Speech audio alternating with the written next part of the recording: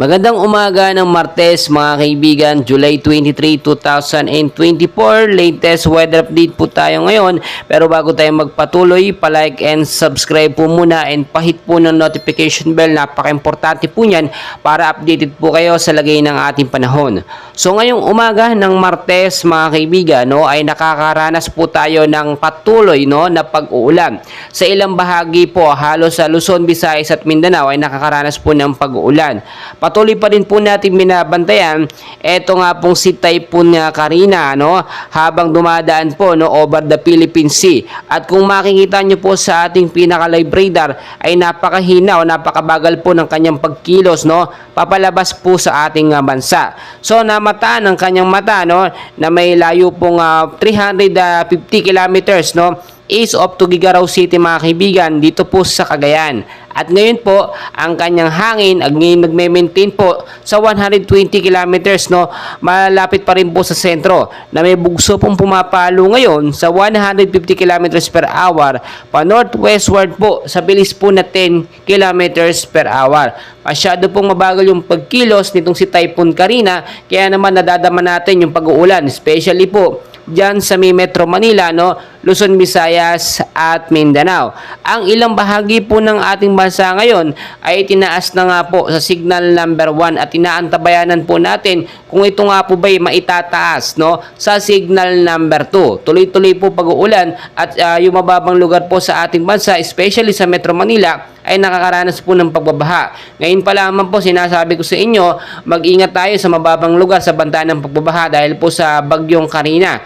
At mag-ingat din po tayo sa mga landslide prone area doon po sa matataas na lugar, yung mabubundok po, yung marami po mga malulupa na lugar, umiwas po kayo dyan. Posible po magkaroon ng landslide dahil nga po sa patuloy na pag-uulan dulot po ng bagyong Karina. Kung makikita nyo sa ating live radar mga kaibigan, etong si Bagyong Butchoy ay totally nakalabas na ng Philippine Area of Responsibility at wala pong direktang epekto na ngayon sa ating bansa. Pero itong si Bagyong Karina ang nagbibigay ng pag-uulan sa buong Luzon po, Visayas at Mindanao. Pinapalakas din po nito eto nga pong southwest monsoon or hanging habagat. Meron din po tayong minomonitor dito sa may bandang silangan na isa nga pong cloud cluster or posibleng maging active low pressure area kung ito po'y hahatakin or palalakasin itong si Bagyong Karina.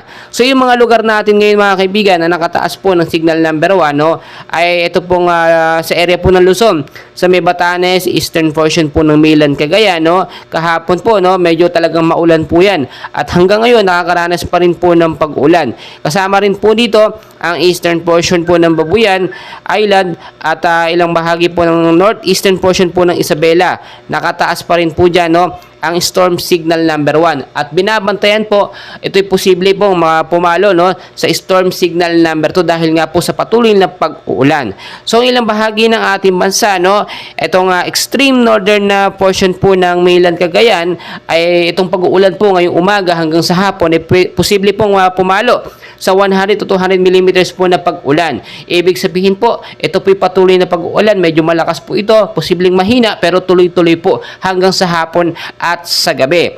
Dito naman po sa Babuyan Island, kasama na po ang eastern portion po ng Mainland at Isabela, 50 to 100 millimeters po na pag-uulan ang posibleng maranasan. So asahan nyo, simula umaga, mahina pag-ulan, tanghali, at pagdating sa hapon, posibleng lumakas po yung pag-ulan. So mag-ingat po tayo dyan, mga isolated light rains and heavy rain po lang ating binabantayan po mga kaibigan. Samantalang dito po sa Batanes, 100 to 200 millimeters na pag-ulan ang ating babantayan. Babuyan Island kasama northeastern portion po ng Mainland Cagayan, 50 to 100 din po ang ating babantayan mga kaibigan yan. Bukas po yan at hanggang sa mga susunod po na araw. Mga kaibigan, lagi ko pong pinapaalala sa inyo, ito pong si Bagyong Karina, Typhoon Karina ay within 24 to 48 hours, ito po'y posibleng lumabas na ng ating Philippine Area of Responsibility. Pero pinapangambahan po natin, after po nitong si Bagyong Karina, ay posible naman pong pumasok ang isa at bagong bagyo na tatawagin nga pong Bagyong Dindo. And hopefully, ito nga po'y malusaw dito po sa may bandang silangan. Patuloy ko kayong update mga kaibigan, and please, lagi ko pong pinapaalala, ngayong umaga po ng Martes, ay lagi ko po kayong magdala ng payong jacket kapote Panlaban po ito sa biglaang pag-uulan. Kung kayo po ilalabas ng hapon, no, mag-ingat pong mabuti. Maraming